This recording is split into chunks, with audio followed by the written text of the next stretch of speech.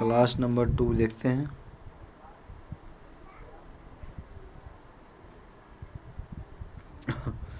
चलिए क्या है, कहता है कि अस्थायी उत्तक।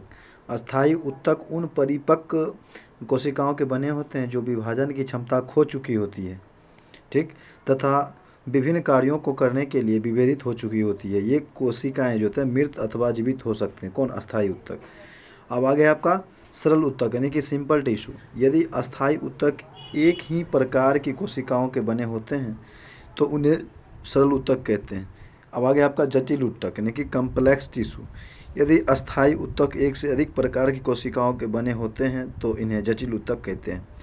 अब आगे आपका जाइलम, इसे परायाकाष्ठ भी कहते हैं। यह संवहन उत्तक है। कौन? जाइलम। इसका मुख्य दो मुख्य काम है। पहला है कि जल व खनिज लवण का संवहन करना और दूसरा का है यांत्रिक दृढ़ता प्रदान करना। पौधे की आयु की गणना जाइलम उत्तक के वार्षिक वलयों को गणकर ही की जाती है। पौधे की आयु के निर्धारण की यह विधि जो होता है आपका डेंड्रोक्रोनोलॉजी कहलाती है, ठीक। अब आ गया फ्लोएम। यह भी एक सरल एक संवहन उत्तक है। कौन? फ्लोएम। इसका मुख्य काम है कि पत्तियों द्वारा बनाए गए भोजन को पौधे के अन्य भागों में पहुंचाना। अब आगे है आपका प्रकाश संश्लेषण यानी कि फोटोसिंथेसिस। पौधे में जल, प्रकाश, पर्णहरित तथा कार्बन डाइऑक्साइड की उपस्थिति में कार्बोहाइड्रेट के निर्माण को प्रकाश संश्लेषण कहते हैं। जैसे कि 6CO2 और प्रकाश और पर्णहरित जब करवाएंगे तो इसमें हो जाएगा C6H12O6 + 6H2O + 6O2, ठीक। आगे चलते हैं। प्रकाश संश्लेषण के लिए आवश्यक है कार्बन डाइऑक्साइड, पानी, तारपीन कार्बन डाइऑक्साइड, पानी, क्लोरोफिल और सूर्य का प्रकाश।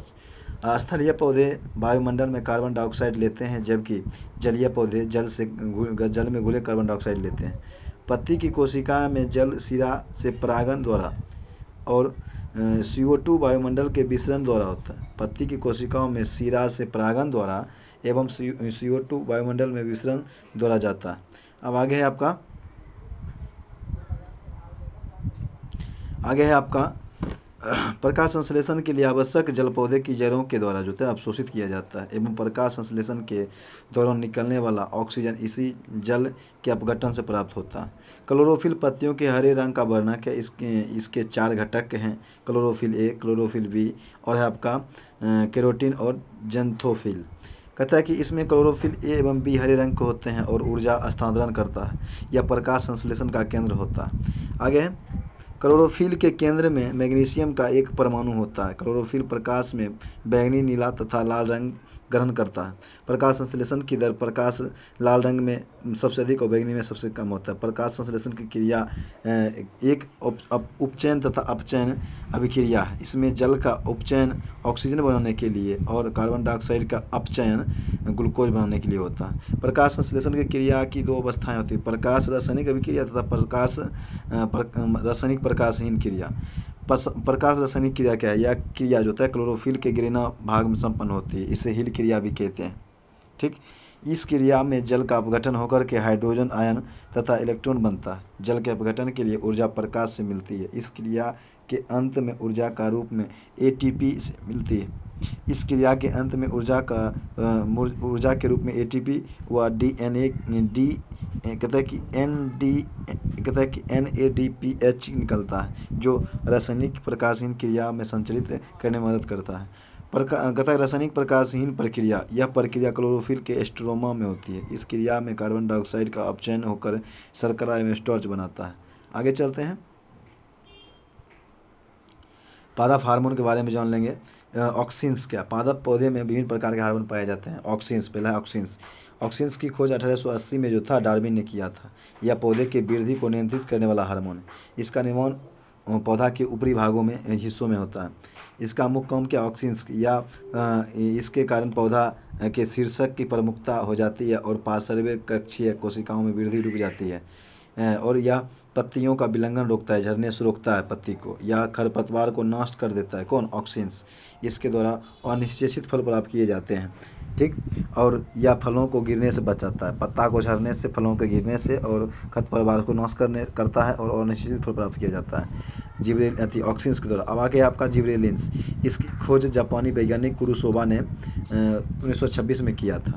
या बौने पौधे को लंबा कर देता है तथा फल बनाने में मदद करता है। कौन? जिबरेलिन्स। या बीजों की प्रसुप्ति भंग कर उनको अंकुरित होने के लिए प्रेरित करता है। ये काष्ठीय पौधे में एघा की सक्रियता को बढ़ाते हैं। इसके छिड़काव द्वारा बृहद आकार के फल तथा फूलों का उत्पादन किया जा सकता है। जिबरेलिन्स कवक से निकाले जाते हैं। अब आगे आपका साइटोकाइनिन। इसकी खोज मिलर ने 1955 में किया था, मिलर ने साइटोकाइनिन, परंतु इसका नामकरण लिथॉम ने किया था। यह प्राकृतिक रूप से ऑक्सिन्स के साथ मिलकर के काम करते हैं। यह ऑक्सिन्स की उपस्थिति में कोशिका विभाजन और विकास में मदद करता है। यह जीर्णता को रोक सकता है। यह आरएनए व प्रोटीन बनाने में सहायक होता है। कौन? साइटोकाइनिन। अब आगे एक एब्सिसिक एसिड। कहता है कि यह हार्मोन की खोज 1961 से 65 में कॉन्स एवं एडिकोट ने किया था। बाद में इसको बेरिंग ने किया था। यह वृद्धिरोधक हार्मोन है। यह बीजों को सुसुप्तावस्था में रखता है। यह पत्तियों के विलंघन में मुख्य भूमिका निभाता है। यह पुष्पन में बाधक होता है। अब आगे एथिलीन। यह एकमात्र ऐसा हार्मोन है जो गैसीय रूप में पाया जाता है। हार्मोन के रूप में इसे बर्ग ने 1962 में प्रमाणित किया था। यह फलों को पकाने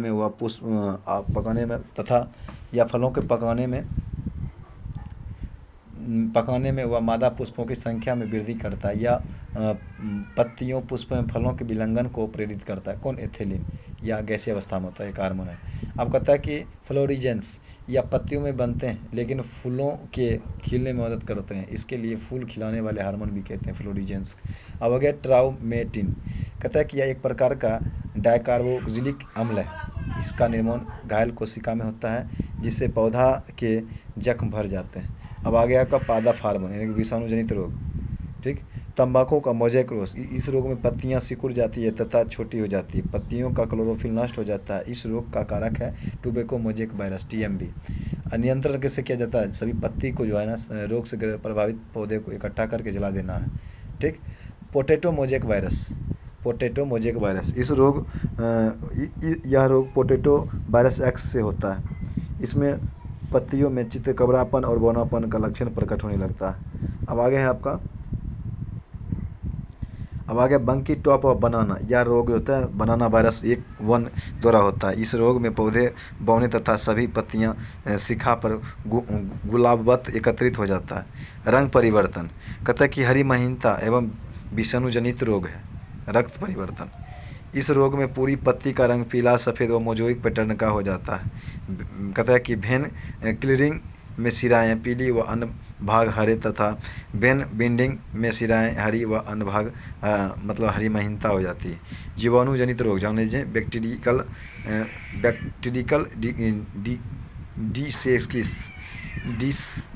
डिसेसिस। आलू का शिथिल रोग। इसको रिंग रोग भी कहते हैं। आलू के शिथिल रोग को रिंग रोग भी बोलते हैं क्योंकि जाइलम पर भूरा रिंग बन जाता है। इस रिंग का कारण है स्यूडोमोनास सोलेनेसियरम नामक जीवाणु है। इस रोग में पौधा का संवहन तंत्र प्रभावित होता है। Black arm of cotton. इस रोग का कारक है जेंथोमोनास नामक जीवाणु। इस रोग में पत्ती पर जो है छोटी छोटी छिद्र जलांध्र संरचना हो जाती है। धान का अंगवारी रोग। यह रोग होता है जेंथोमोनास ओराइजी के नामक जीवाणु से। इसमें पत्तियां की एक या दोनों सतहों पर पीला हरा स्पॉट दिखाई देता है। अब आगे साइट्रस कैंकर। इस रोग का कारक है जेंथोमोनास सिटरी नामक जीवाणु है। इसकी उत्पत्ति चीन में हुई थी। नींबू की पत्तियां, शाखाएं, फल सभी इस रोग से प्रभावित होते हैं। गेहूं का टुंडू रोग। इस रोग का कारक कोरिनोबैक्टीरियम ट्रिटिकी है नामक जीवाणु तथा एंड्रियूना ट्रिटिकी नामक नेमेटोड है। इस रोग में पत्तियों के नीचे का भाग जो होता है मुरझाकर मुड़ जाती है। करनाल बंट भी गेहूं का ही एक बीमारी है। अब तत्वों की कमी से उत्पन्न रोग जैसे कि आम एवं बैगन में लिटिल लीफ। जस्ता की कमी से आम एवं बैगन में जस्ता की कमी से नींबू में डायबैक। तांबा कमी से नींबू में लिटिल लीफ। तांबा कमी से फूलगोभी ब्राउन कमी से मटर में मार्स रोग। मैग्नीज की कमी से मटर में मार्स मैग्नीज की कमी से। लीची में पत्ती का जलना। पोटेशियम की कमी से। धान में खैरा रोग जस्ता की कमी से। आलू का ब्लैक हट रोग भंडारण में ऑक्सीजन की कमी। आंवले में निस्कोरोसिस ब्राउन की कमी से। सलजम में वाटर कोर मैग्नीज कमी से। गाजर में कोटर स्पॉट कैल्शियम कमी से। मक्का में मक्का मक्का में जस्ता कमीज है, चुकंदर में हॉट रॉट ब्राउन कमीज। वनस्पति शास्त्र में संबंधित कुछ अन्य महत्वपूर्ण तथ्य हैं। लौंग फूल की कली से प्राप्त किया जाता है। केसर मसाला बनाने में पौधा का वर्ती काग्र का भाग काम मिलाया जाता है। अब आगे आपका हीरोइन अफीम पोस्ता से प्राप्त होती है। एजोला नामक जलीय फर्न जो जैव उर्वरक के रूप में प्रयुक्त किया जाता है। जीवित जीवाश्म वे जीव जो आज से लाखों वर्ष पहले इसी पृथ्वी पर उत्पन्न होकर के किसी प्रकार प्राकृतिक परिवर्तनों से अप्रभावित रहकर आज भी पृथ्वी पर पाए जाते हैं, जीवित जीवाश्म कहलाते हैं। जीवित जीवाश्म को हम साइकस जैसे होता है। आगे जीवित जीवाश्म का पाया जाना यह प्रमाणित करता है कि जैव विकास हुआ। उदाहरण के लिए जिनकुगो वृक्ष और साइनोबैक्टीरियम फर्न, रेड पांडा और कोआला, एडवर्क और लेरोमोट बिल्ली और सिलाकेंथ आदि। अब आगे आपका कुनेना सिनकोना के छाल से प्राप्त किया जाता है। पादप से पत्ती के लाल, नारंगी और पीला रंग कैरोटीनॉइड के कारण होता है। 2,4-D खरपतवारनाशी है।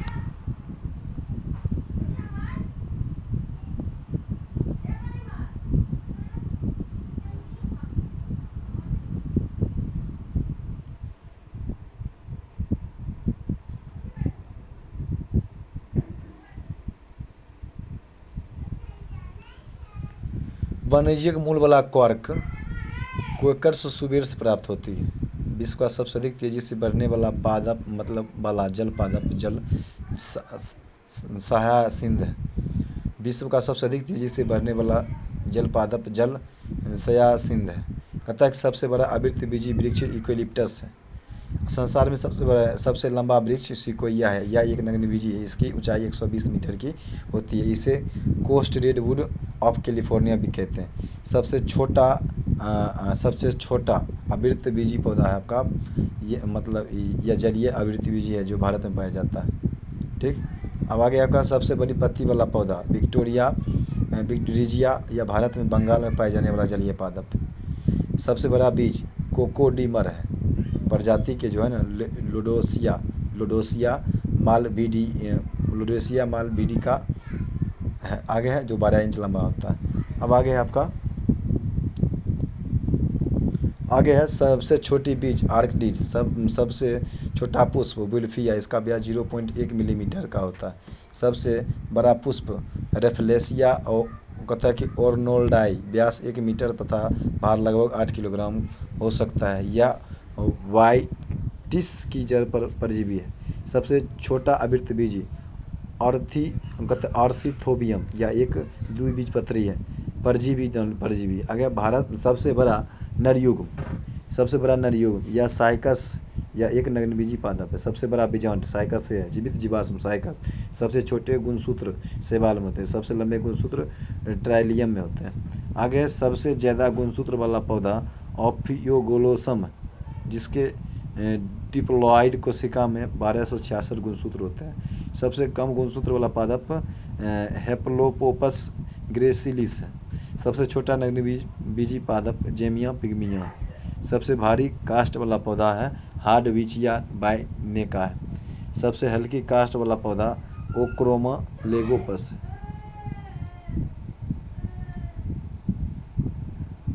ठीक। अब आगे आपका टेनिस गेंद जैसा फल कैंथ, जंगल की आग ढाक। कॉफ़ी देने वाला पौधा है कॉफिया अरेबिका, इसमें कैफीन होता है। कहते हैं कि कोको देने वाला पौधा है थियोब्रोमा केकुआ, इसमें थियोब्रोमिन व कैफीन होती है। अफीम देने वाला पौधा है पोपावर और सोमेनिफेरम, इसमें मोपिन होती है। अब आ गया आपका पारिस्थितिकी तंत्र। कहते हैं जीव विज्ञान की उस शाखा को जिसके अंतर्गत जीवधारियों और उनके वातावरण के पारस्परिक संबंधों का अध्ययन किया जाता है, जो पारिस्थितिकी कहलाता है। यह निश्चित भौगोलिक क्षेत्र व वासस्थान में निवास करने वाली विभिन्न समष्टियाँ को जैव समुदाय कहते हैं। रचना एवं कार्य की दृष्टि से जो है विभिन्न जीवों और वातावरणों की मिलीजुली इकाई को हम पारिस्थितिकी तंत्र कहते हैं।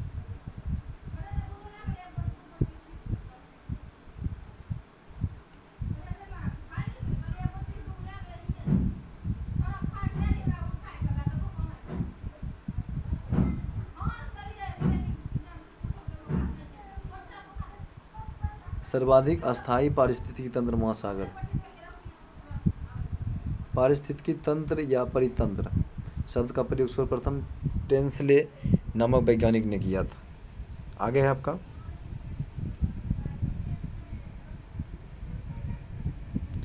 पारिस्थितिकी तंत्र के तत्वों के चक्रण को जैव भू रासायनिक चक्र कहते हैं। संरचनात्मक दृष्टि से प्रत्येक पारितंत्र दो घटकों का बना होता है। ये पहला ये है जैविक और दूसरा का है अजैविक। अब जान लीजिए जैविक घटक क्या है। इसे 3 भागों में व्यक्त किया जाता है। उत्पादक, उपभोक्ता के ना पीट रहा है रातियों में चेन नहीं हो रहा सर।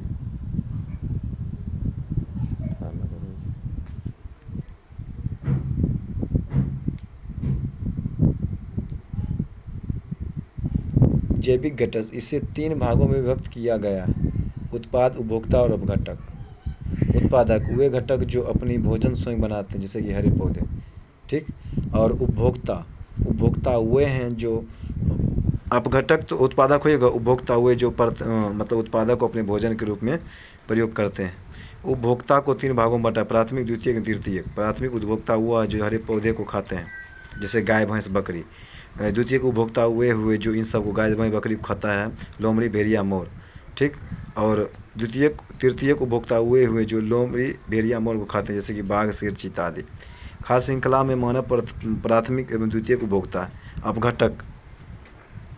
अपघटक इस वर्ग में मुख्यतः कवक एवं जीवाणु आते हैं। ये मृत उत्पाद एवं उपभोक्ताओं का अपघटन कर उन्हें भौतिक तत्वों में परिवर्तित कर देते हैं। अजैविक घटक कार्बनिक पदार्थ और कार्बनिक पदार्थ में जलीय कारक जैसे जल, प्रकाश, ताप, वायु, आर्द्रता, मृदा एवं खनिज तत्व हैं। एक मनुष्य के जीवन को पूर्ण रूप से साधारण करने के लिए आवश्यक मतलब न्यूनतम भूमि को पारिस्थितिकीय पदछाप कहते हैं।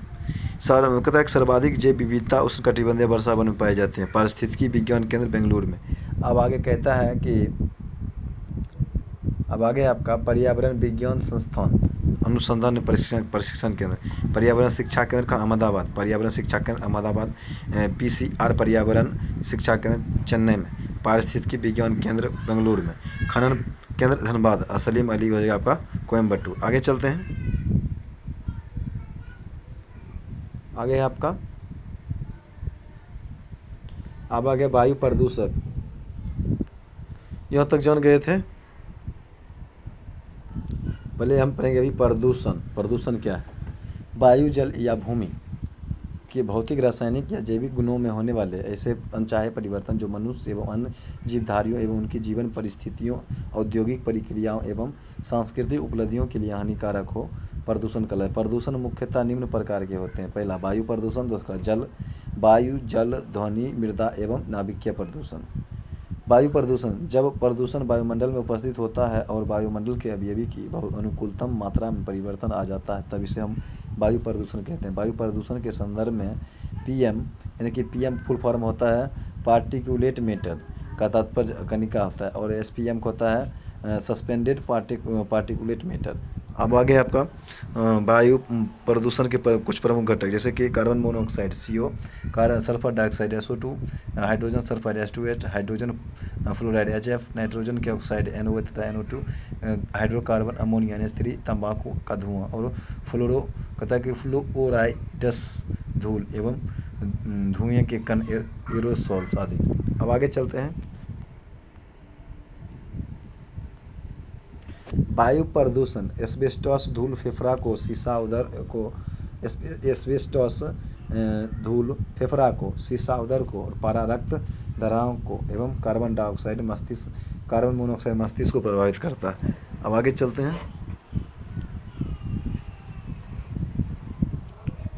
चलते हैं। Sulphur dioxide SO2, sulphur trioxide SO3, nitrogen oxide NO तथा वातावरण जल के साथ प्रतिक्रिया करके सल्फ्यूरिक अम्ल या सल्फ्यूरस अम्ल तथा नाइट्रिक अम्ल का निर्माण करते हैं। वर्षा जल के साथ ये अम्ल पृथ्वी पर आ जाते हैं। इसे ही हम कहते हैं, क्या कहते हैं, अम्लीय वर्षा कहते हैं। कहते हैं प्रकाश रासायनिक धुआं के लिए ब्राउन एयर शब्द का प्रयोग किया जाता है। बात स्थिति जिसको बोलते हैं इम्फाइसेमा वायु प्रदूषण से होने वाला एक खतरनाक रोग है जो फेफड़ा को प्रभावित करती है। अब आगे आपका पर्यावरण संस्थान। केंद्रीय प्रदूषण नियंत्रण बोर्ड कहाँ? नई दिल्ली में। केंद्रीय प्रदूषण नियंत्रण बोर्ड नई दिल्ली में है। केंद्रीय चिड़ियाघर प्राधिकरण नई दिल्ली में है। जीबी पंत हिमालयन पर्यावरण एवं विकास संस्थान अल्मोड़ा में। भारतीय वन अनुसंधान एवं शिक्षण परिषद देहरादून में। भारतीय वन प्रबंधन संस्थान भोपाल में। वन अनुवांशिकी तथा वृक्ष प्रजनन संस्थान कोयम्बटूर में। वन उत्पादकता केंद्र रांची में। राष्ट्रीय विज्ञान औद्योगिकी संस्थान फरीदाबाद में। और भारतीय प्राणी विज्ञान संस्थान कोलकाता में। आगे चलते हैं। विश्व पर्यावरण दिवस 5 जून को मनाया जाता है। प्रथम विश्व पर्यावरण दिवस 1973 को मनाया गया था। कहता है कि पेरोक्सी एसिटिल नाइट्रेट एक गौण प्रदूषक 3 दिसंबर 1984 को भोपाल की यूनियन कार्बाइड फैक्ट्री जो उर्वरक बनाती थी मिथाइल आइसोसाइनाइड MIC के मतलब कारण दुर्घटना हुई थी। आगे चलते हैं। जल प्रदूषण के बारे में जानेंगे। जल से अवांछनीय कारकों या पदार्थों के जुड़ जाने को जल प्रदूषण कहते हैं। पृथ्वी पर उपलब्ध जल की मात्रा का केवल 2.5 से 3% ही स्वच्छ जल है। जल प्रदूषण के स्रोत। जल प्रदूषण मुख्यतः कार्बोनेट, क्लोराइड, सोडियम क्लोराइड और बाइकार्बोनेट, मैग्नीशियम व पोटेशियम के सल्फेट्स, अमोनिया, कार्बन मोनोऑक्साइड और कार्बन डाइऑक्साइड तथा औद्योगिक अपशिष्टों से जल में घुल जाने से समुद्र जलीय प्रदूषण, सल्फर युक्त भारी धुआं, हाइड्रोकार्बन, पेट्रोलियम आदि पदार्थों में जल में घुलने से होता है।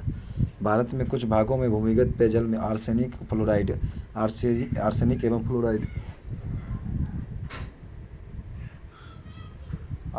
एवं फ्लोराइड नामक प्रदूषण पाए जाते हैं। भूमिगत जल प्रवाह के साथ नीचे की ओर बहने वाले प्रदूषक पाए जाते हैं। भूमिगत जल प्रवाह के साथ नीचे की ओर बहने वाले प्रदूषकों को निक्षालन कहते हैं। ऑयल स्पिल्स क्या है? ऑयल टैंकरों की रिसा हुआ तेल सागरीय जल की सतह पर शीघ्रता से फैल जाती है। इस तरह जलीय सतह पर फैले तेल को ऑयल स्पिल्स कहते हैं। परायुक्त जल पीने से मिनीमता रोग हो जाता है। परायुक्त जल। आगे एस्बेस्टस के रेशे से युक्त जल के सेवन करने में अब एस्बेस्टस के रेशे से युक्त जल के हो जाता है नमक जानलेवा रोग हो जाता है। आगे चलते हैं। नदियों में जल प्रदूषण की माप ऑक्सीजन में घुली हुई मात्रा से करते हैं। ध्वनि प्रदूषण वातावरण में चारों ओर फैली अनाच्छादित या अवांछनीय ध्वनि को ध्वनि प्रदूषण कहते हैं। ध्वनि प्रदूषण के स्रोत। ध्वनि प्रदूषण का स्रोत ऊंची आवाज़ या शोर है, चाहे वह किसी भी प्रकार से उत्पन्न हुआ हो। पराध्वनिक जेट ओजोन परत को पतला करके प्रदूषण पैदा करती है। अब आगे है आपका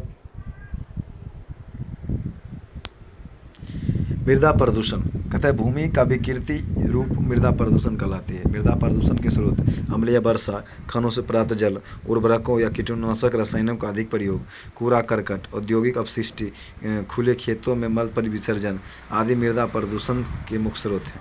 नाभिकीय प्रदूषण। यह प्रदूषण रेडियो एक्टिव किरणों से उत्पन्न होती है। रेडियो एक्टिव प्रदूषण के निम्न स्रोत हो सकते हैं। चिकित्सा में उपयोग होने वाली किरणों से प्राप्त प्रदूषण, परमाणु भट्टियों में प्रयुक्त होने वाले ईंधन द्वारा उत्पन्न प्रदूषण, नाभिकीय शस्त्रों में उपयोग से उत्पन्न प्रदूषण, परमाणु बिजली घरों से निकलने वाले अपशिष्ट पदार्थों से उत्पन्न प्रदूषण। ठीक, आगे आपका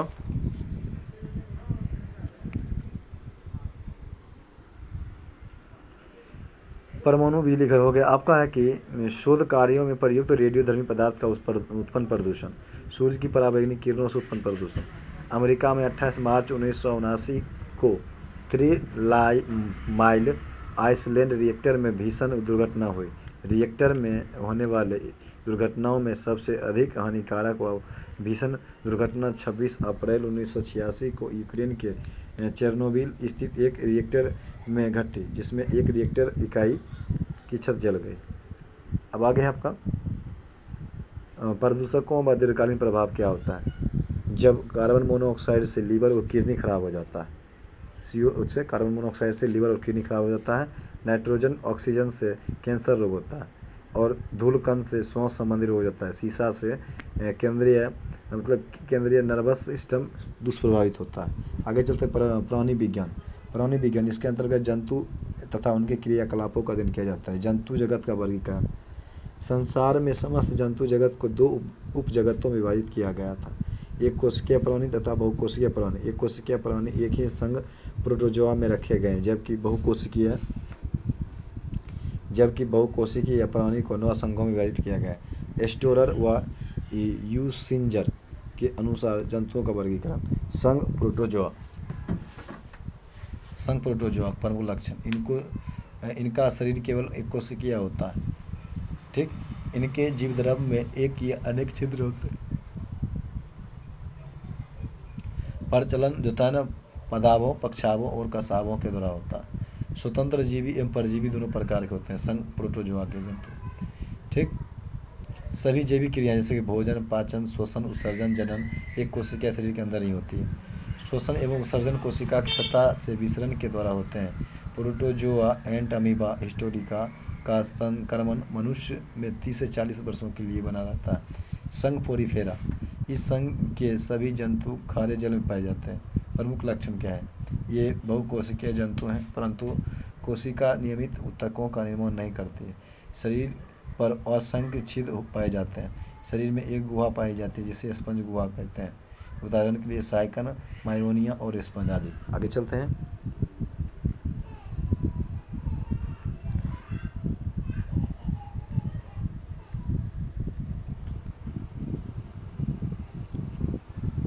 संघ सिलिंड्रेटा प्रमुख लक्षण, प्राणीय जलीय द्विस्तरीय होते हैं। मुख के चारों ओर कुछ धागे की तरह रचनाएं पाई जाती है जो भोजन आदि पकड़ने में मदद करती है।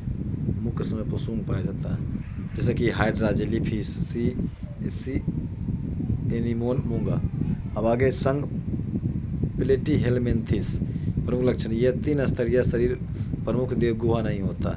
पृष्ठ आधार तल से चपटा शरीर, पाचन तंत्र विकसित नहीं होता है। उत्सर्जन फ्लोएम कोशिका के द्वारा होता है। ककाल, श्वसन अंग और परिवहन अंग आदि नहीं होते हैं। उभयलिंगी जंतु होते हैं जैसे कि प्लेनेरिया, लीवर, फ्यूलक और पिताकृमि। अब आगे आपका संघ एस्केलमिन्थिज, लंबे बेलनाकार और खंडित कृमि ठीक होते हैं। शरीर द्विपार्श्विक सममित त्रिस्तरीय आहार नाल स्पष्ट होती है जिसमें मुख तथा गुर्दा दोनों ही होते हैं। परिवहन अंग तथा श्वसन अंग नहीं होते हैं, परंतु तंत्रिका तंत्र विकसित होती है। उत्सर्जन प्रोटोनफ्रीडिया द्वारा होती है। एक लिंगी होते हैं हेलमिन्थिज, एस्केल हेलमिन्थिज। उदाहरण के लिए गोल कृमि जैसे कि एस्केरिस, थ्रेमवर्म, बुचेरिया, इसके द्वारा फलेरिया होता है। बुचेरिया के द्वारा फलेरिया होता है। अब आगे की एंटरोबियस मुख्यतः छोटे बच्चों की गुर्दा में पाए जाते हैं। इससे बच्चों को काफ़ी चुनचुनाहट होती है, भूख कम लगती है और उल्टी भी होता है। अब कुछ रात में बिस्तर पर ही पेशाब कर देते हैं एंटरोबियस के कारण। अब आगे आपका संघ एलिनिडा कहता है कि शरीर लंबा, पतला, द्विपार्श्व सममिति व खंडों में बटा हुआ होता है। प्रचलन मुख्यतः काइटिन के बनने सीटी द्वारा होती है। आहार नाल पूर्णतः विकसित होती है। श्वसन प्रायः त्वचा के द्वारा, कुछ जंतुओं में कलोम के द्वारा होता है। रुधिर लाल होता है एवं तंत्रिका तंत्र साधारण होता है। उत्सर्जी अंग वृक्क के रूप में होते हैं। एक लिंगी एवं उभयलिंगी दोनों प्रकार के होते हैं, जैसे कि उदाहरण के केचुआ, जोंक, नेरिस आदि। अब आगे आपका केचुए में 4 जोड़ी हृदय होते हैं, नेत्र नहीं होते हैं। इसके जीवद्रव्य में हीमोग्लोबिन का विलय होता है। अब आगे संघ आर्थ्रोपोडा प्रमुख लक्षण, कहता कि शरीर 3 भागों में विभक्त होता है, सिर, वक्ष एवं उदर। इसके पाद में संयुक्त संधि होते हैं। रुधिर परिसंचरण तंत्र खुले प्रकार का होता है। इनकी देह गुहा हीमोसील कहलाती है।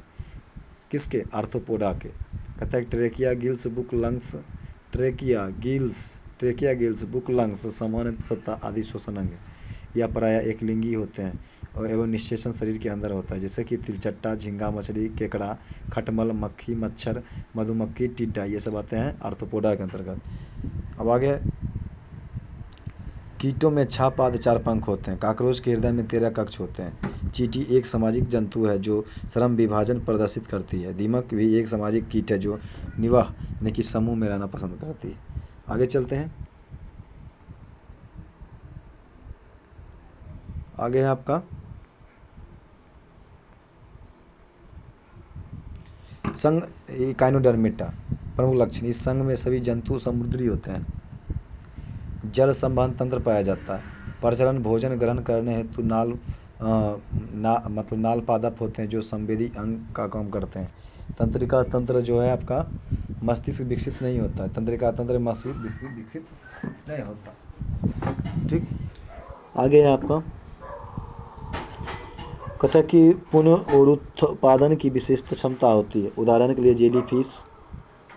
लिए jellyfish, sailfish, crayfish, silver fish, cuttlefish, starfish, hagfish, razorfish, bristle star आदि।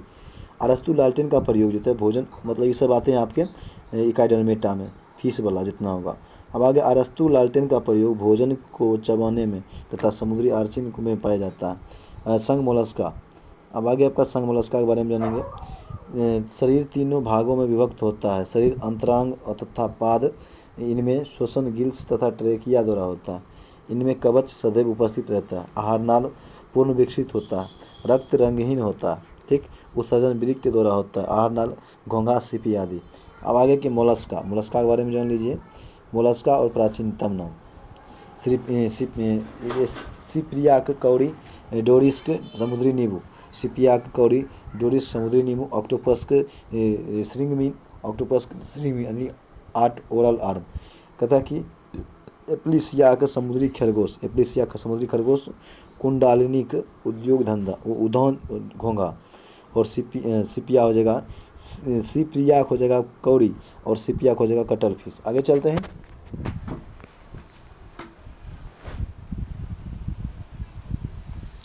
अब आ गया कि अब आगे आपका संघ का डेटा के बारे में जानेंगे। प्रमुख लक्षण संघ का डेटा के, इसमें नोटोकार्ड उपस्थित होता है। इसमें क्लोम छिद्र अवश्य पाए जाते हैं। इसमें नालदार तंत्रिका रज्जु अवश्य पाया जाता है। कार्ड डेटा के में वर्गीकरण के अनुसार 13 वर्ग होते हैं। संघ का डेटा के कुछ प्रमुख वर्ग हैं, जैसे कि मत्स्य वर्ग। प्रमुख लक्षण, ये सभी असमतापी जंतु हैं। इसका हृदय द्विवेशमी होती है और केवल अशुद्ध रक्त ही पंप करते हैं। ठीक, अशुद्ध रक्त ही पंप करते हैं। इसमें श्वसन क्रिया के लिए क्लोम पाए जाते हैं जो जल में विलीन ऑक्सीजन का उपयोग करते हैं। कुछ मछलियों में कंकाल उपास्थि का बना होता है, यानी उनमें हड्डियां नहीं होती है, जैसे कि शार्क और एस्कोलियोडन। ठीक, उदाहरण के लिए रेहू, कतला, समुद्री गोरा। अब मच्छरों के नियंत्रण हेतु प्रयोग होने वाले कीट भक्षी मछली गेम्बूसिया। एम्फीबिया वर्ग। प्रमुख लक्षण, ये सभी प्राणी उभयचर होते हैं। ये असमतापी होते हैं। श्वसन क्लोमों एवं त्वचा एवं फेफड़ा के द्वारा होता है। हृदय 3 वेशमी होते हैं, 2 अलिंद और 1 नीला होते हैं। उदाहरण के लिए मेढक की टटराहट वास्तव में मैथुन की पुकार है। सरीसृप वर्ग। प्रमुख लक्षण, वास्तविक स्थलीय कशेरुकी जंतु हैं। ये असमतापी जंतु हैं जो 2 जोड़ी पादप होते हैं। अब आगे है आपका कंकाल पूर्णतः अस्थिर होता है। श्वसन फेफड़ा के द्वारा होता है। इनके अंडे कैल्शियम कार्बोनेट की बनी कवच से ढके रहते हैं। हृदय सामान्यतः त्रिपक्षीय होता है, लेकिन मगरमच्छ का हृदय 4 पक्षीय होती है। उदाहरण के लिए छिपकली, सांप, घड़ियाल, कछुआ आदि। अब है मोसोजोइक युग को रेप्टाइल युग कहते हैं। डायनासोर इसी युग में आते हैं। कहता है कि घोंसला बनाने वाला एकमात्र सर्प नागराज किंग कोबरा है, जिसका भोजन मुख्य रूप से अन्न सांप है। हीलोडर्मा विश्व की एकमात्र जलीय छिपकली है। समुद्री सीप, जिसे हाइड्रोफिश कहते हैं, संसार का सबसे जहरीला सांप है। कहते मेम्बुइया बील बनाने वाली छिपकली होती है। इसका प्रचलन नाम सिसंक है। सांपों की विष ग्रंथि स्तनधारियों की वसा व तेल ग्रंथि के सदृश होती है। अब आगे आपका पक्षी वर्ग। प्रमुख लक्षण, इसका अगला पाद उड़ने के लिए पंखों में रूपांतरित हो जाते हैं। इसका हृदय 4 वेशमी होते हैं, 2 अलिंद, 2 नीले। ये समतापी होते हैं। इनका श्वसन अंग फेफड़ा होता है। मूत्राशय नहीं होता है इसमें। शब्दनी पक्षी, मतलब शब्दनी इनकी सेरिनक्स पक्षी में वाक्य यंत्र है। उदाहरण के लिए मोर, कौवा, चिड़िया, तोता, जो भी हो सभी। अब आगे है तीव्रतम पक्षी अबाबिल है। न उड़ने वाले पक्षी कीवी और एमू है। सबसे बड़ा जीवित पक्षी शुतुरमुर्ग है। सबसे छोटा पक्षी हमिंग बर्ड है। कहता है कि आर्कियोप्टेरिक्स कौन सी है? आर्कियोप्टेरिक्स जुरासिक युग का सर्व पुरातन पक्षी है, जो सरीसृप तथा पक्षियों के बीच का एक योजककारी था। पेंगुइन चिड़िया अंटार्कटिका में पाई जाती है। भारत का सबसे बड़ा चिड़ियाघर अलीपुर कोलकाता में और विश्व का जगह पर क्रूजर नेशनल पार्क दक्षिण अफ्रीका में। अब आगे आपका स्थानीय वर्ग। प्रमुख लक्षण, त्वचा पर श्वेत ग्रंथि या तेल ग्रंथि पाई जाती है। ये सभी जंतु उच्च तापी एवं नियत तापी होते हैं। इनका हृदय 4 वेशमी होते हैं। इनके दांत जीवन में 2 बार आते हैं, इसलिए उन्हें द्विदंती कहते हैं। इनके लाल रुधिराणुओं के केंद्र में केंद्रक नहीं होता है, जैसे कि केवल ऊँट और लामा को छोड़ करके। बाह्य कर्ण होते हैं, बाहरी कर्ण होते हैं। अब आ गया आपका वर्ग स्थनी के 3 उपवर्गों में बांटा गया। प्रोटोथीरिया, ये अंडे देते हैं, उदाहरण के लिए एकिडना और प्लेटिपस। और मेटाथीरिया, ये बच्चे को जन्म देते हैं, बच्चा को, आधा बच्चा को, जैसे कि जो मार्फूसियल नामक थैली में विकसित होने तक रहता है, जैसे उदाहरण के लिए कंगारू। यूरोथीरिया पूर्ण विकसित बच्चाओं को जन्म देता है, जैसे कि मनुष्य। औसतन कहता है कि स्तनधारी वर्ग में रक्त का सबसे अधिक तापमान बकरी का होता है 39 degree C. Duck billed platypus एकमात्र विषैली स्थानीय है। समुद्री व्हेल में लिम्ब फ्लिपर में परिष्कृत होते हैं। आगे चलते हैं।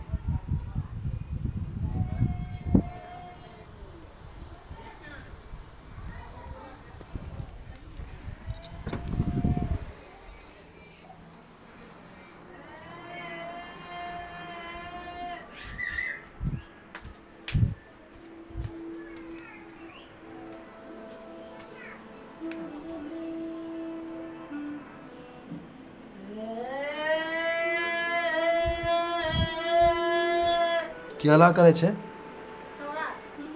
कहाँ छे लबा डंटा? कहाँ छे? कह रहल छी ओला नहीं करे ला?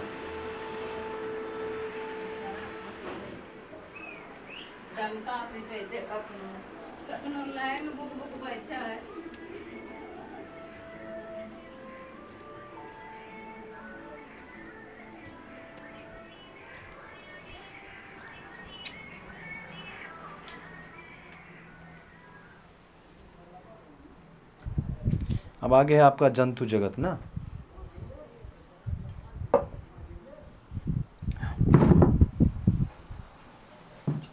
चलिए जंतु जगत के बारे में जान लेते हैं।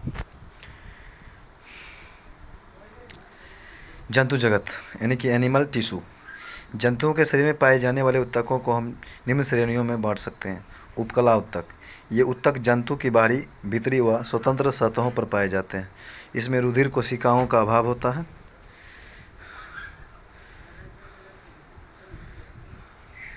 जिसके कारण इस ऊतक की कोशिकाओं का अभाव होता है, जिसके कारण इस ऊतकों की कोशिकाओं का पोषण विसरण के माध्यम से लसिका द्वारा होता है। यह शरीर के कई महत्वपूर्ण अंगों में पाया जाता है, जैसे कि तत्वों की बाह्य सतह, हृदय, फेफड़ा, वृक्क के चारों ओर तथा यकृत एवं जनन ग्रंथियों की दीवार आदि पर। यह ऊतक शरीर के अंतरांगों को चोट से बचाता है। कौन? उपकला ऊतक। अब आ गया संयोजी ऊतक। ये जैसे कि हड्डी हो गया, खून हो, ब्लड हो गया, ये सब संयोजी ऊतक है। ठीक, यह ऊतक शरीर के सभी अन्य ऊतकों तथा अंगों को आपस में जोड़ने का काम करता है। तरल संयोजी ऊतक जैसे कि रक्त और लसिका संवहन के कार्य में भी सहायक होते हैं। या ऊतक शरीर के तापक्रम को नियंत्रित करता है। संयोजी ऊतक या मृत कोशिकाओं को नष्ट करके मृत ऊतकों एवं कोशिकाओं की पूर्ति करता है। नाभि रज्जु प्रौढ़ संयोजी ऊतक है। नाभि रज्जु है, प्रौढ़ मतलब पुराना संयोजी ऊतक है या बूढ़ा संयोजी ऊतक है। प्राणियों में एडिपोसाइट संयोजी ऊतक में वसा संग्रहित होती है। पेशीय ऊतक, इसे संकुचनशील ऊतक भी के नाम से भी जाना जाता है। शरीर के सभी पेशियाँ इसी ऊतक से मिलकर बनी होती है। पेशीय ऊतक 3 प्रकार के होते हैं। ठीक, अब अगर अरेखित या पेशी ऊतक उन अंगों की दीवारों पर पाया जाता है जो अनैच्छिक रूप से गति करते हैं, जैसे कि आहार नाल, मलाशय, मूत्राशय, रक्तवाहिनी। अरेखित पेशियाँ उन सभी अंगों की गतियों को नियंत्रित करती है जो स्वयं में गति करते हैं। रेखित ये ऐच्छिक क्रियाओं के द्वारा मतलब लगा होता है। ये पेशियाँ शरीर के उन भागों में पाया जाता है जो इच्छा अनुसार गति करता है। इन पेशियों में एक या दोनों सिर रूपांतरित होकर के टेंडन के रूप में उपस्थित में जुड़े होते हैं। हृदय पेशी, यह पेशियाँ केवल हृदय की दीवारों में पाई जाती है। हृदय की गति इन्हीं पेशियों के कारण होती है, जो बिना रुके जीवन पर्यंत गति करती है। संरचना की दृष्टि से यह रेखित पेशी ऊतक में मिलती जुलती है। अब आगे है आपका मानव शरीर की मांसपेशियों की संख्या 639 होती है। मानव शरीर की सबसे बड़ी मांसपेशियां जो है ग्लूटस मैक्सिमस यानी कि कुल्हा की मांसपेशी होती है। मानव शरीर की सबसे छोटी मांसपेशी जो होता है आपका स्टेपिडिक कान की हड्डी होती है। अब आगे तंत्रिका ऊतक, नर्वस सिस्टम, नर्वस टिश्यू। कहता है कि तंत्रिका ऊतक, इससे चेतना ऊतक भी कहते हैं। जीवों का तंत्रिका तंत्र इन्हीं ऊतकों का बना होता है। यह दो विशिष्ट प्रकार की कोशिकाओं का बना होता है, तंत्रिका कोशिका या न्यूरॉन्स और न्यूरोग्लिया। यह ऊतक शरीर में होने वाली सभी अनैच्छिक एवं ऐच्छिक क्रियाओं को नियंत्रित करता है। कहता है कि न्यूरोग्लिया कोशिका मस्तिष्क की गुहा को आस्तरित करती है। जन्म के बाद मानव के तंत्रिका ऊतक में कोशिका विभाजन नहीं होता। मानव रक्त, कहता है कि रक्त एक तरल संयोजी ऊतक है। मानव शरीर में रक्त की मात्रा शरीर के भार का लगभग 7% होती है। ठीक, कहता है कि रक्त एक क्षारीय विलयन है जिसका पीएच मान 7.4 होता है। एक वयस्क मनुष्य में औसतन 5 से 6 लीटर तक ही खून होता है, रक्त होता है। महिलाओं में पुरुष की तुलना में यानी कि 1.5 लीटर यानी कि 1/2 लीटर रक्त कम होता है। रक्त में 2 प्रकार के पदार्थ पाए जाते हैं, प्लाज्मा और रुधिराणु। आगे प्लाज्मा, यह रक्त का अजीवित तरल भाग होता है। ठीक, रक्त का लगभग 60% भाग प्लाज्मा होता है। इसमें 90% जल होता है प्लाज्मा में, और 7% प्रोटीन, 0.9% लवण और 0.1% ग्लूकोज होता है। शेष पदार्थ बहुत कम मात्रा में होती है। अब आगे आपका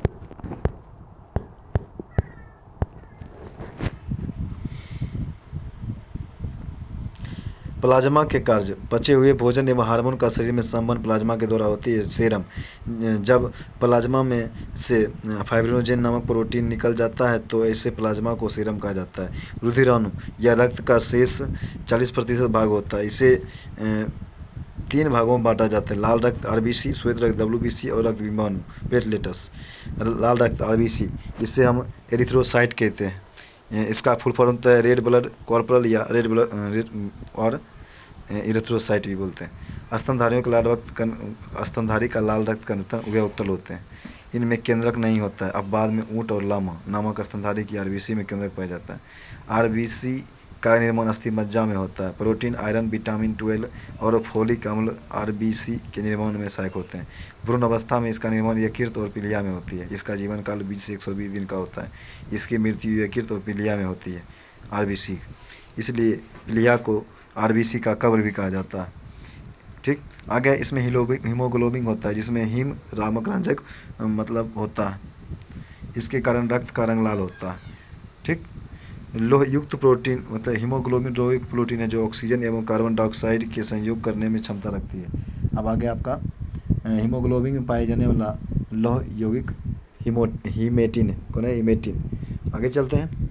आरबीसी का मुख्य काम है शरीर की हर कोशिकाओं में ऑक्सीजन पहुंचाना और कार्बन डाइऑक्साइड को वापस लाना। ठीक, हीमोग्लोबिन की मात्रा कम होने पर रक्तहीनता रोग हो जाती है। सोते वक्त आरबीसी का 5% कम हो जाता है, और जो लोग 4200 मीटर से ऊंचाई पर जाते हैं तो उसका 30% वृद्धि हो जाती है आरबीसी की संख्या हीमोसाइटोमीटर से ज्ञात की जाती है। अब आगे के थैलीसीमिया रोग में लाल रुधिर कण नहीं बनते हैं। अब आगे डब्ल्यूबीसी, वाइट ब्लड कॉर्पल या लिक्योसाइट, आकार में रचना एवं अमीबा के समान होता है। ठीक, इसमें केंद्रक रहता है। इसका निर्माण अस्थि मज्जा एवं लिम्फ नोड में और कभी कभी पीलिया में भी होता है। इसका जीवन काल 2 से 4 दिन का है डब्ल्यूबीसी। इसकी मृत्यु रक्त में ही हो जाती है। इसका मुख्य कार्य है शरीर को रोगाणु से संक्रमण से बचाना है। डब्ल्यूबीसी का सबसे अधिक भाग 60% 70% न्यूट्रोफिल्स कणिकाओं का बना होता है। न्यूट्रोफिल्स कणिकाएं रोगाणुओं तथा जीवाणुओं को भक्षण करती है। ठीक, अब आगे गए रक्त विमाणु यानी कि थ्रोम्बोसाइट, यह केवल मनुष्य एवं स्तनधारियों के रक्त में पाया जाता है। इनमें केंद्रक नहीं होता है। इसका निर्माण अस्थि मज्जा में होता है। इसका जीवन काल 3 से 5 दिन का होता है। इसकी मृत्यु पीलिया में होती है। इसका मुख्य कार्य रक्त में थक्का बनाने में मदद करना है। डेंगू ज्वर के कारण मानव शरीर में प्लेटलेट्स की कमी हो जाती है। आगे चलते हैं। आगे है आपका रक्त के कार्य क्या है। शरीर के ताप को नियंत्रित तथा शरीर के रोगों की रक्षा करना है। ठीक, शरीर के वातावरण को अस्थायी बनाए रखना तथा घावों को भरने में काम करता है। रक्त का थक्का बनाना। अब आगे कि O2 CO2 पचा हुआ भोजन और उत्सर्जित पदार्थ व हार्मोन का संबंध करना, लैंगिक वर्ण में सहायता करना और अंगों की असहयोग स्थापित करना। रक्त का थक्का बनना, रक्त के थक्का बनाने के दौरान होने वाली 3 महत्वपूर्ण प्रतिक्रियाएं, जैसे कि thromboplastin plus prothrombin plus calcium बराबर थ्रोम्बिन, फिर हो जाएगा थ्रोम्बिन प्लस फाइब्रिनोजेन हो जाएगा फिब्रिन, फिब्रिन प्लस रक्त विधान हो जाएगा आपका रक्त थक्का। और रुधिर प्लाज्मा में प्रोथ्रोम्बिन एवं फाइब्रिनोजेन नामक निर्माण यकृत में विटामिन के की सहायता से होता है। विटामिन के रक्त के थक्का बनाने में सहायक होता है। सामान्य रक्त का थक्का 2 से 5 मिनट में बनता है। रक्त के थक्का बनने के लिए अनिवार्य तत्व प्रोटीन और फाइब्रिनोजेन है। मनुष्य के रक्त मतलब ब्लड ग्रुप। रक्त समूह की खोज कार्ल लेनस्टीनर ने 1900 ईस्वी में किया था। उन्हें 1930 में नोबेल पुरस्कार मिला था। मनुष्यों में रक्तों की विभिन्नता का मुख्य कारण लाल रक्त कण में पाई जाने वाली ग्लाइकोप्रोटीन है, जिसे एंटीजन कहते हैं। एंटीजन 2 प्रकार के होते हैं, एंटीजन वर्ग ए, एंटीजन वर्ग बी। ठीक, एंटीजन या ग्लाइकोप्रोटीन की उपस्थिति के कारण मनुष्य में 4 प्रकार के रक्त वर्ग होते हैं। एंटीजन वर्ग ए में रुधिर वर्ग ए, एंटीजन वर्ग बी में रुधिर वर्ग बी, और एंटीजन ए एवं बी दोनों में होते हैं रुधिर वर्ग ए बी। जिनमें दोनों में से कोई एंटीजन नहीं होता है, एंटीबॉडी होता है, वो होता है आपका ओ। आगे है रुधिर के चारों वर्गों के साथ एंटीबॉडी का वितरण, जैसे कि रुधिर पर वर्ग ए में एंटीजन हो जाएगा वर्ग ए, वर्ग बी में वर्ग बी, छोटका ए बी में मतलब वर्ग ए बी में वर्ग ए बी दोनों होगा, और ओ में कोई एंटीजन नहीं होगा, सिर्फ एंटीबॉडी होता है।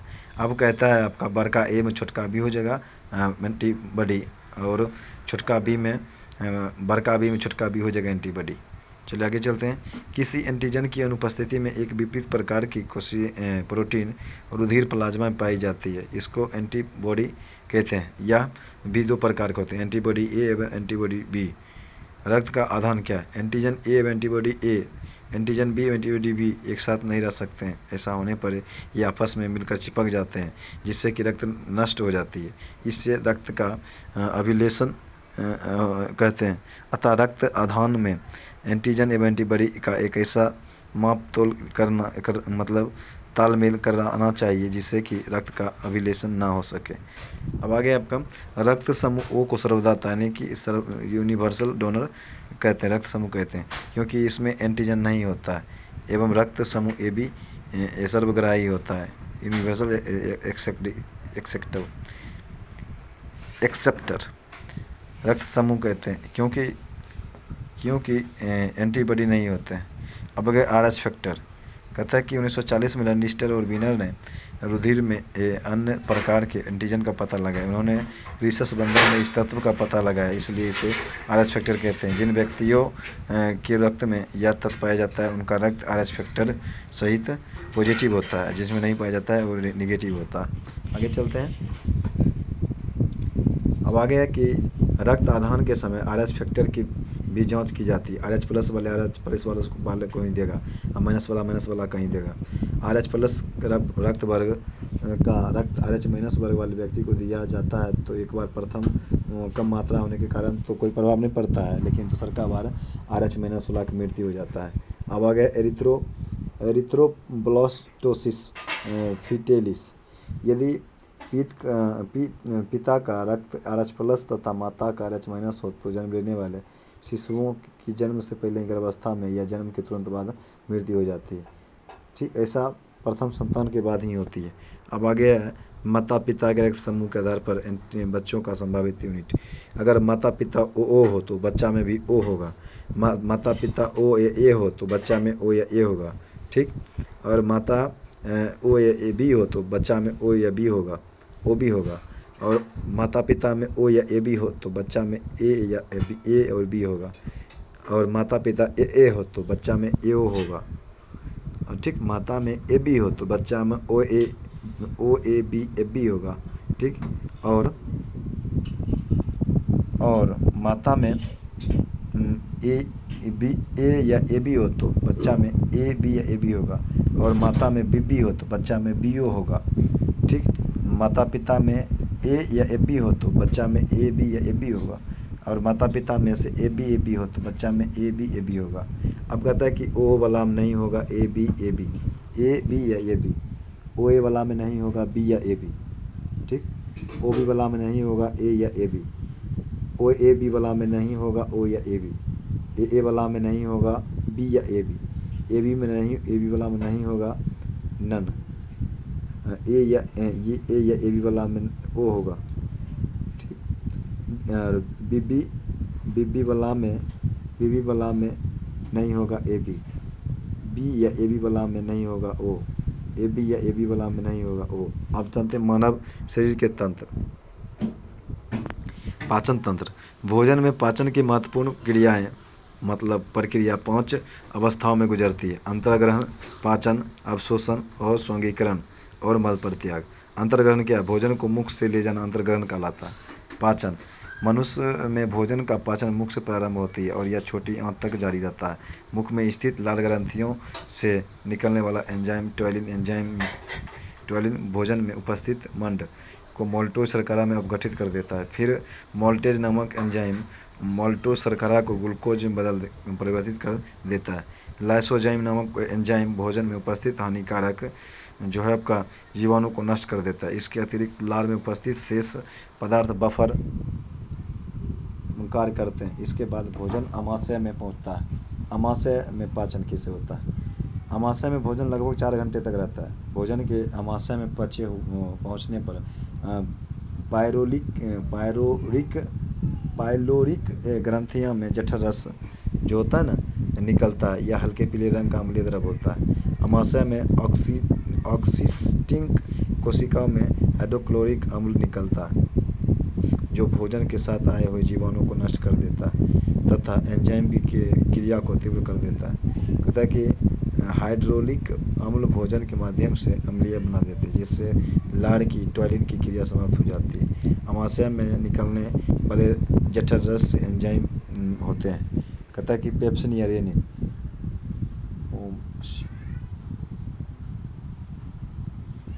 हे श्री राम। आगे चलते हैं। पेप्सिन प्रोटीन को खंडित कर सरल पदार्थों में परिवर्तित कर देता है और रेनिन दूध की घुली हुई प्रोटीन कैसिनोजेन को ठोस प्रोटीन कैल्शियम पेराकेसिनेट के रूप में बदल जाता है। आगे चलते हैं।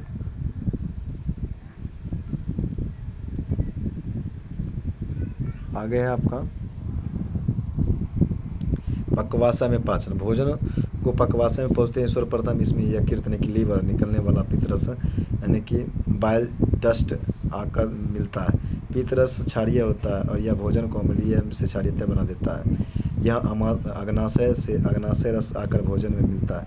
इसमें 3 प्रकार के एंजाइम होते हैं। ट्रिप्सिन या प्रोटीन एवं पेप्टोन को पॉलीपेप्टाइड तथा एमिनो अम्ल में बदल देता है। एमाइलेज यह मंड को घुलनशील शर्करा में परिवर्तित कर देता है। लाइपेज या इमल्सिफाइड को ग्लिसरॉल तथा फैटी एसिड में बदल देता है। छोटी आंत। अब कहता है छोटी आंत में पाचन या भोजन के पाचन क्रिया प्रारंभ होती है छोटी आंत से एवं पचे हुए भोजन का अवशोषण होता है। छोटी आंत की दीवारों से आंत रस निकलती है। इसमें एंजाइम होते हैं। इरेप्सिन शेष प्रोटीन या पेप्टोन को एमिनो अम्ल में परिवर्तित करता है। मोल्टेज यह मोल्टोज को ग्लूकोज में बदलता है। सुक्रेज या सुक्रोज को ग्लूकोज या फ्रक्टोज में। लैक्टोज या लैक्टोज को ग्लूकोज एवं ग्लैक्टोज में। लाइपेज या एमल्सिफाइड वसाओं को ग्लिसरीन तथा फैटी एसिड में बदलता है। आंतरिक रस क्षारीय होते हैं तथा स्वस्थ मनुष्य में प्रतिदिन 2 से 2 लीटर आंतररस स्रावित होता है। मनुष्य या किसी भी कशेरुकी जंतु की आहार नाल एक लंबी कुंडलित नलिका होती है जो मुख से शुरू होती है और गुर्दा में समाप्त हो जाती है। मुख गुहा आहार नाल का ही पहला भाग होता है। ठीक।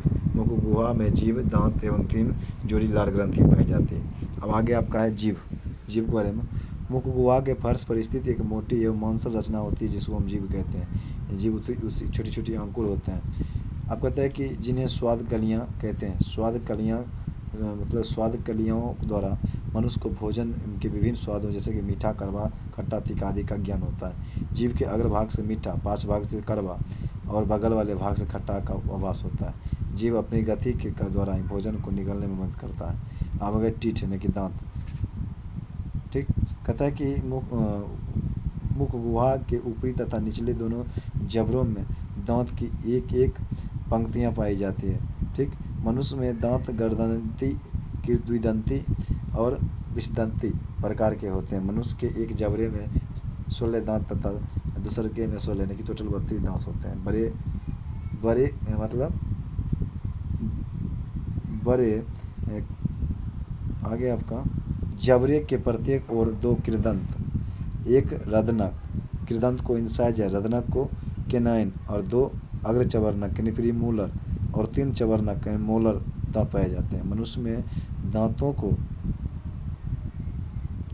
2 बार निकालते हैं। मनुष्य के दांत 2 बार निकलते हैं, पहले शैशव अवस्था में 20 हुआ, फिर जिन्हें दूध का दांत कहते हैं। दांत सूत्र जान लीजिए, इंसाइजर 2/2 और कैनाइन हो जाएगा आपका 1/1 और प्रीमोलर हो जाएगा 2/2 और मोलर हो जाएगा 3/3 बराबर हो जाएगा 8/8 × 2 यानी कि 16/16 बराबर 32। आगे दांत के ऊपरी हिस्सा तथा शिखर में एनामिल का चमकीला अस्तर पाया जाता है जो दांत को सुरक्षा प्रदान करते हैं। एनामिल मानव शरीर का सबसे कठोर भाग होता है। अब आगे चलते हैं। लाल ग्रंथियाँ, मनुष्य में 3 जोड़ी लाल ग्रंथियाँ पाई जाती है। पहली जोड़ी लाल ग्रंथियाँ जिह्वा के दोनों ओर एक एक की संख्या में उपस्थित रहती है, जो सबलिंगुलर ग्लैंड्स के नाम से जाना जाता है। दूसरी जोड़ी लाल ग्रंथियाँ निचले जबड़े के मध्य में मैजिकल अस्थिरता के दोनों ओर एक एक की संख्या में उपस्थित होती है। कहता कि सब मैक्सिलरी ग्लैंड्स के नाम से जानी जाती है। तीसरी जोड़ी लाल ग्रंथि दोनों कोनों के नीचे एक एक की संख्या में होती है। ठीक, जो मतलब पारोटिड ग्लैंड्स के नाम से जानी जाती है। मनुष्य के लार में लगभग 99% जल, 1% एंजाइम होता है। लार में मुख्यतः 2 प्रकार के एंजाइम पाए जाते हैं, टॉयलेट तथा लाइसोजाइम। अब आगे अवशोषण, पचे हुए भोजन का रुधिर में पहुंचना अवशोषण कहलाता है। पचे हुए भोजन का अवशोषण छोटी आंत की रचना अर्ध के द्वारा होती है। सौंगीकरण, अवशोषित भोजन का शरीर के उपयोग में लाया जाना सौंगीकरण कहलाता है। ठीक, मल परित्याग, अपच भोजन बड़ी आंतों में पहुंचता है जहां पर जीवाणु इसे मल के में बदल देता है, जिसे गुर्दा द्वारा बाहर निकाला जाता है। अब आगे पाचन क्रिया में भाग लेने वाला मुख्य अंग यकृत या मानव शरीर की सबसे बड़ी ग्रंथि है। इसका वजन लगभग 1.5 से 2 kg का होता है। यकृत द्वारा ही पित्त स्रावित होता है। यह पित्त आंत में उपस्थित एंजाइम की क्रिया को तीव्र कर देता है। ठीक, अब आगे आपका यकृत प्रोटीन के उपापचय में सक्रिय रूप से भाग लेते हैं और प्रोटीन विघटन के फलस्वरूप उत्पन्न विषैली अमोनिया को यूरिया में बदल देता है। यकृत प्रोटीन की अधिकतम मात्रा को कार्बोहाइड्रेट में परिवर्तित कर देता है। कार्बोहाइड्रेट जो होता है उपापचय के अंतर्गत यकृत रक्त को ग्लाइकोजन वाले भाग को ग्लाइकोजन में परिवर्तित कर देता है और संचित पोषक तत्वों के रूप में जो होता है आपका कोशिका में क्या होता है, कोशिका में जो होता है संचित कर देता है, आवश्यकता परिवर्तित कर देता है। ग्लूकोज की मात्रा नियमित बनाए रखता है। भोजन में वसा की कमी होने पर यकृत कार्बोहाइड्रेट के कुछ भाग को वसा परिवर्तित कर देता है। फाइब्रिनोजेन नामक प्रोटीन का उत्पादन यकृत में ही होता है जो रक्त के थक्का बनाने में मदद करता है। हिपेरिन नामक प्रोटीन का उत्पादन यकृत के द्वारा होता है जो शरीर के अंदर रक्त को थक्का जमने से रोकता है। अब आगे आपका मृत आरबीसी को नष्ट यकृत के द्वारा ही किया जाता है। मतलब कि यकृत थोड़ी मात्रा में लोहा, तांबा एवं विटामिन को संचित करके रखता है, शरीर के ताप को बनाए रखता है।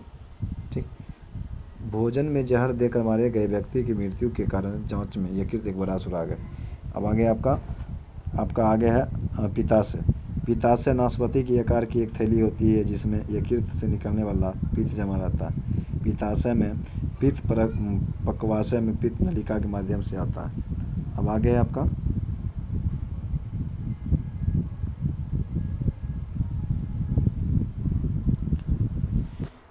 आपका पित्त का पक्वाशय में गिरना प्रतिवर्ती क्रियाओं द्वारा होती है। पित्त पीले रंग का क्षारीय द्रव होता है जिसका pH मान 7.7 होता है। पित्त में जल की मात्रा 85% तथा पित्त वर्णक जो होता है 12% होती है। ठीक, अब आगे है आपका पित्त में जल की मात्रा 85 हो गया। पित्त का मुख्य काम क्या है? यह भोजन के माध्यम को क्षारीय कर देता है जिससे अग्नाशयी रस प्रक्रिया कर सके। यह भोजन में आए हानिकारक जीवाणु को नष्ट कर देता है। यह वसाओं को इमल्सीकरण करता है तथा यह आंत की क्रमाकुंचन गतियों को बढ़ाता है, जिससे भोजन में पाचक रस बड़ी भांति मिल जाते हैं। ठीक, यह विटामिन के वसाओं में घुले अन्य विटामिनों के अवशोषण में सहायक होता है। पित्त वाहिनी में